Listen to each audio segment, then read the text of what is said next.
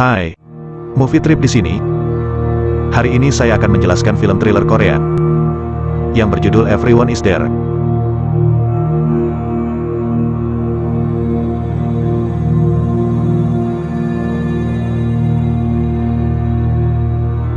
Lisa adalah perempuan pemalu berusia 16 tahun.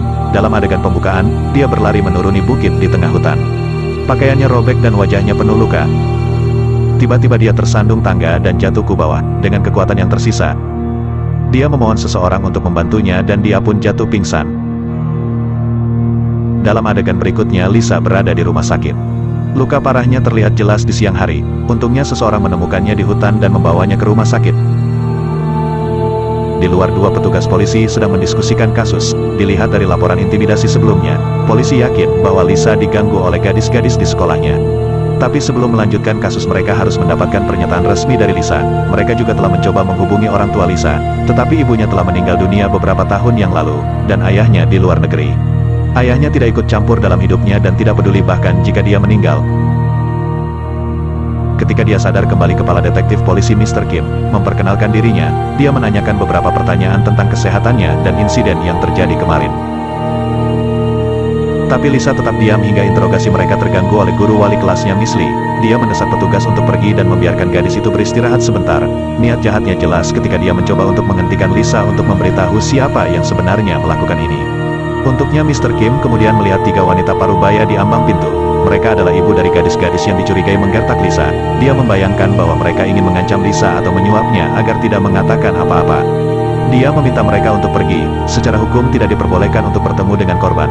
Tetapi para wanita tersebut keras kepala karena suami mereka adalah orang-orang yang memiliki kekuasaan dan uang, yang membuat mereka percaya bahwa anak perempuan mereka dapat melarikan diri. Mr. Kim menyatakan bahwa putri mereka adalah orang yang memanggil Lisa ke gunung. Tetapi ibu dengan acuh tak acuh mengklaim bahwa gadis-gadis itu hanya nongkrong. Ketika pertengkaran memanas, Lisa meminta mereka untuk pergi karena dia ingin beristirahat. Setelah kejadian, wali kelas guru Miss Lee bertemu dengan kepala sekolah. Mereka berdua tahu betul bahwa Lisa diganggu. Untuk menyelamatkan reputasi sekolah, kepala sekolah ingin Miss Lee untuk memindahkan Lisa ke sekolah lain ketika dia kembali. Dia menyembunyikan korupsi dengan berpura-pura khawatir tentang masa depan pengganggu. Beberapa minggu kemudian, Lisa pulih dari cedera dan akhirnya bisa berjalan-jalan. Mr. Kim telah mencoba bertanya kepadanya tentang kejadian itu beberapa kali dalam seminggu terakhir. Tetapi Lisa belum memecah keheningannya. Karena kurangnya bukti yang tepat, kasus ini diserahkan ke beberapa konseling guru bimbingan dan pengganggu dibebaskan. Pada suatu malam, Lisa mencoba melakukan hal yang tidak terpikirkan, tetapi harus berhenti ketika seorang wanita masuk ke kamarnya. Wanita itu adalah guru bimbingan konseling, Miss Somi. Dia telah melihat banyak siswa seperti Lisa dan membantu mereka hidup setelah trauma dengan kejadian serupa. Dia tidak seperti guru bimbingan normal. Dia juga diintimidasi di sekolah dan tahu bagaimana rasanya menjadi lemah, maka dia membantu murid-muridnya membalas dendam pada pengganggu. Awalnya dia tampaknya tidak merasa kasihan pada Lisa.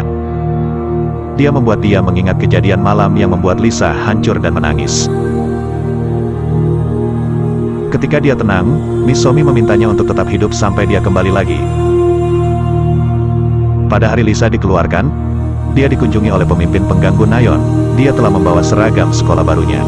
Mengetahui bahwa yang lama sobek, gadis itu tidak menunjukkan penyesalan karena hampir membunuh Lisa dan mengatakan kepadanya bahwa dia lebih baik mati sebelum pergi.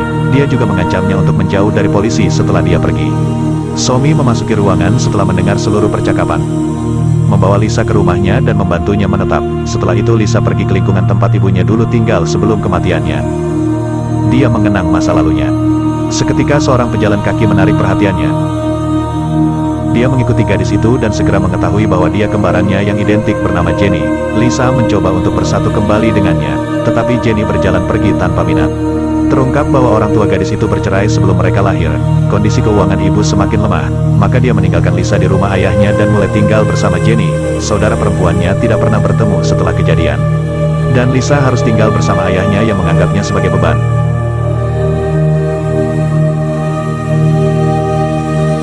Keesokan harinya Somi mengikuti Jenny ke toko dan memperhatikan pemutilannya.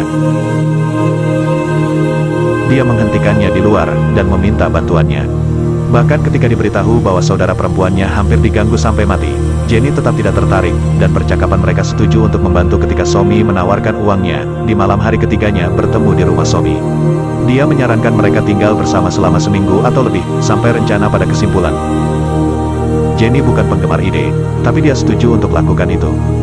Tetapi dia diberitahu bahwa dia harus pergi ke sekolah sebagai Lisa untuk memberi pelajaran kepada para pengganggu. Jenny putus sekolah setahun yang lalu.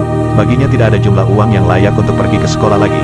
Dia menolak untuk bekerja sama dan keluar dari apartemen. Beberapa menit kemudian, dia menerima video dalam obrolan grup.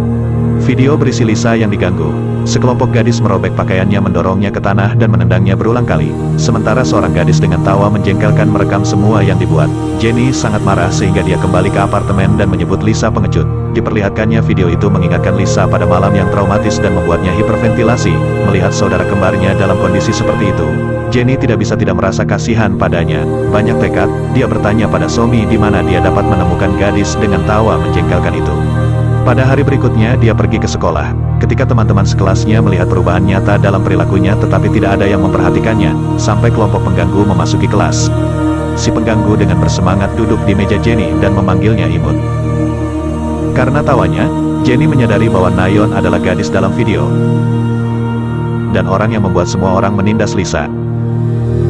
Jenny dengan keras menamparnya hingga jatuh dengan satu pukulan. Dia kemudian mencengkeram rambutnya dan duduk di atasnya memintanya untuk tertawa lagi. Setelah itu dia merekamnya sambil mencekiknya secara bersamaan. Miss Lee datang menghentikannya dan membawa mereka ke kamar pribadi untuk mendisiplinkan mereka, tetapi Jenny bukan seseorang yang mematuhi guru.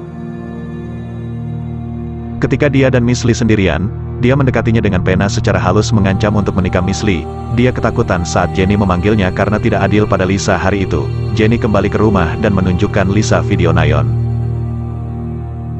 Lisa tidak tahu bagaimana harus merasakannya karena dia tidak mendukung kekerasan bahkan ketika itu dilakukan ke pengganggu terbesarnya. Somi memperingatkan Jenny untuk tidak melakukan hal semacam itu lagi, karena itu mungkin membuat saudara perempuannya dalam masalah.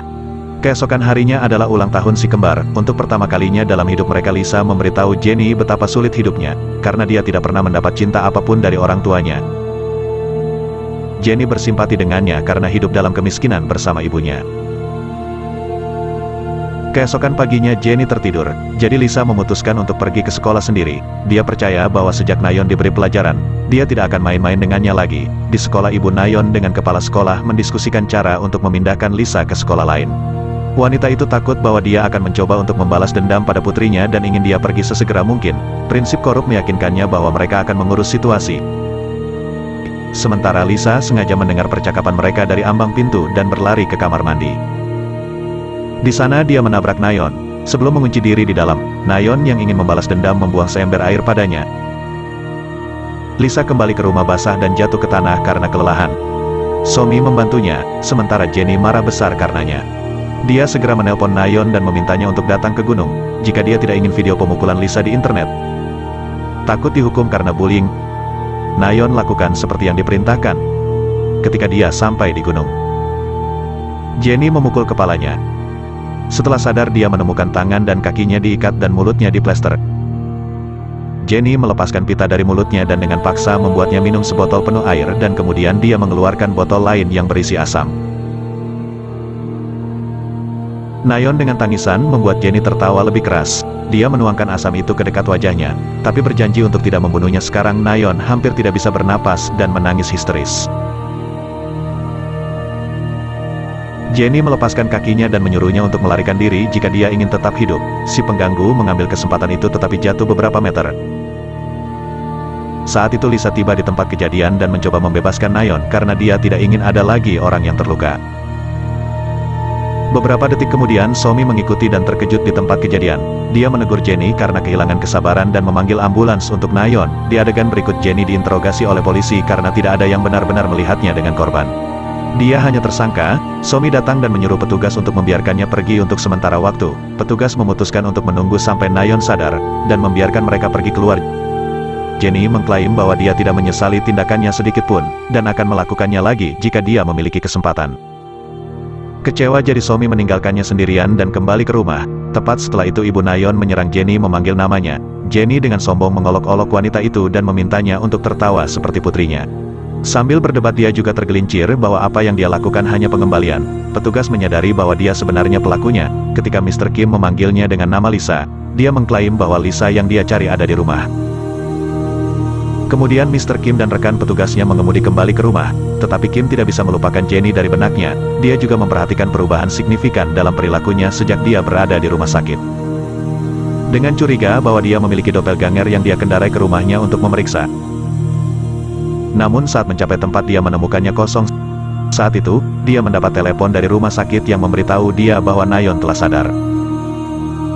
Dia mengoceh tentang orang lain berada di tempat kejadian. Ketika dia dikilas balik, menunjukkan kepada kita bahwa yang menyiksa ketika Nayeon berbaring di tanah di pegunungan sebenarnya Jenny, Lisa dan Somi adalah orang yang sama. Sampai sekarang, setiap kali Lisa berbicara dengan salah satu dari mereka, dia hanya berbicara pada dirinya sendiri. Dia tidak pernah memiliki saudara kembar setelah diganggu. Dia begitu sendirian dan terdampar. Sehingga dia berfantasi tentang memiliki seseorang yang merawatnya. Segera fantasi berubah menjadi obsesif dan dia mengembangkan gangguan kepribadian ganda. Sementara itu Somi adalah petugas bimbingan dan satu-satunya orang yang membantu Lisa. Tetapi dia tidak pernah bertemu Lisa di rumah sakit. Lisa membayangkan dia berada di sana untuk mengatasi kesepian, dan akhirnya menambahkan dia ke kepribadiannya. Pengadilan menemukan apa yang sebenarnya salah dengan Lisa, dan dia berakhir di terapi. Dia putus sekolah dan fokus pada kesehatan mentalnya. Kita melihat klip dia berbicara dengan seorang terapis tentang trauma masa lalunya dengan sangat rinci. Dia akhirnya sembuh dari itu. Di adegan terakhir yang sebenarnya Somi meninggalkannya di bandara, Lisa terbang kota yang berbeda untuk memulai hidup baru. Subscribe untuk menonton lebih banyak video seperti ini. Nyalakan notifikasi dan tinggalkan like untuk membantu channel ini berkembang. Terima kasih telah menonton, dan sampai jumpa.